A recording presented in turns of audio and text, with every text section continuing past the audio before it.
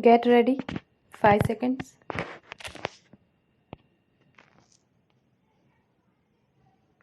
Sir, I come now to a very important matter which is agitating the minds of the people of this country. It has become a subject of debate throughout the country. It is center state relations.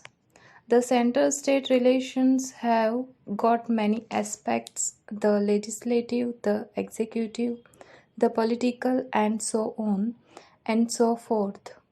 I am not going to deal with them because that debate will continue in the House the day after tomorrow. I went to refer only to the financial aspects. Honestly speaking, the motive behind this question raised by some people in is basically economic and financial.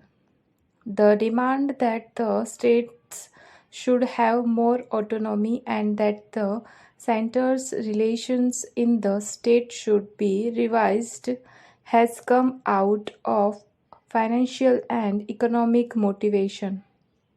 The demand for autonomy is there, but if you accept the autonomy as some people have demanded, what will happen? The existing regional imbalances will become wider, and only the advanced states will benefit and not the backward states. Therefore, we must be on our guard. We cannot support the demand for autonomy made by some advanced states. In that case, the advanced states will go forward and the backward states will become still more backward. Paragraph. Therefore, the question has to be examined from two angles: from the point of view of providing more avenues and opportunities to the states for resource mobilization, and at the same time we must examine from the point of view of moving toward reduction of regional disparities.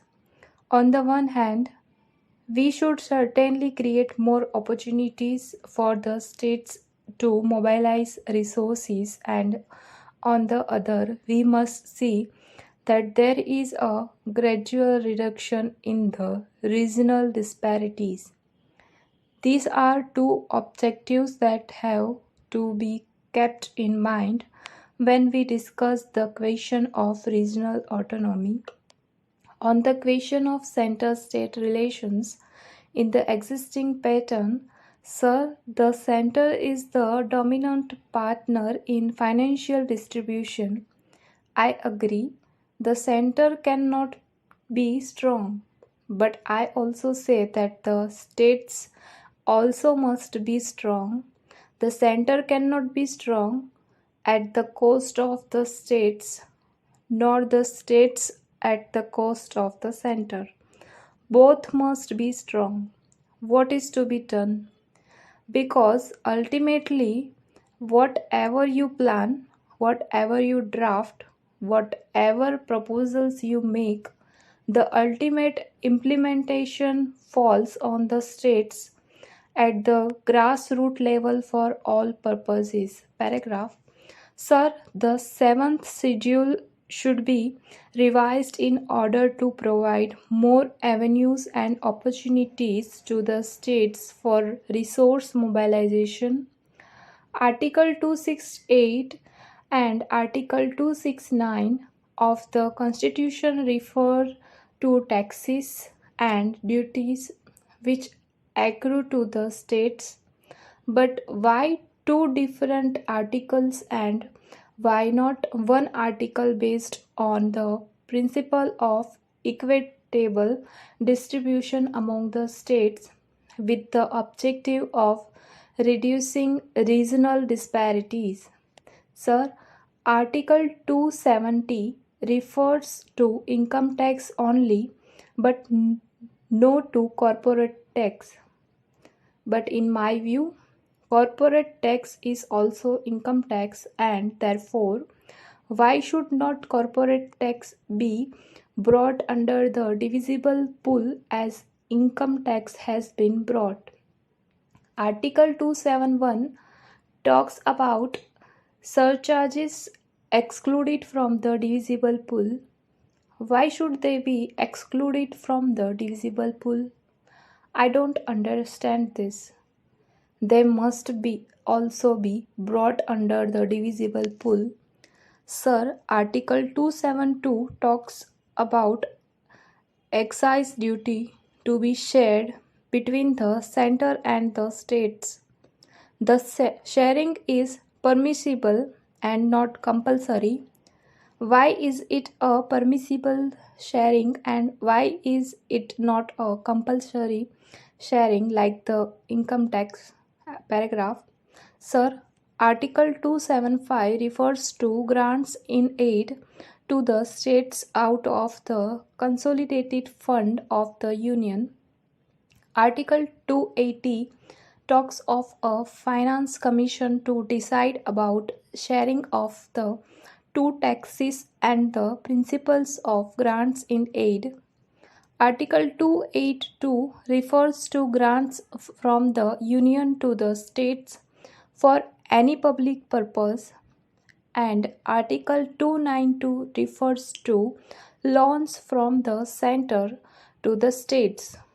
Now, sir, the actual position is very revealing. Sir, I am trying to summarize and I am not giving the details. There are statutory transfers of resources from the Union to the states, and there are non statutory transfers of resources from the Union to the states. What is the ratio? Roughly speaking, the ratio is 32 and 68. Statutory refers of resources is 32% and the non-statutory transfer is 68%.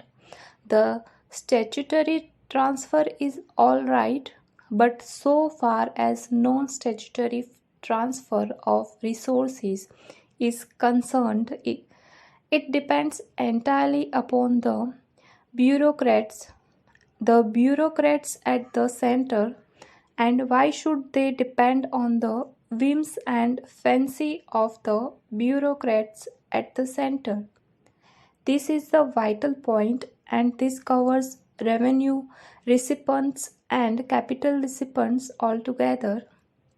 Approximately the two-thirds of the total funds to be shared by states are transferred on the whims of the officials.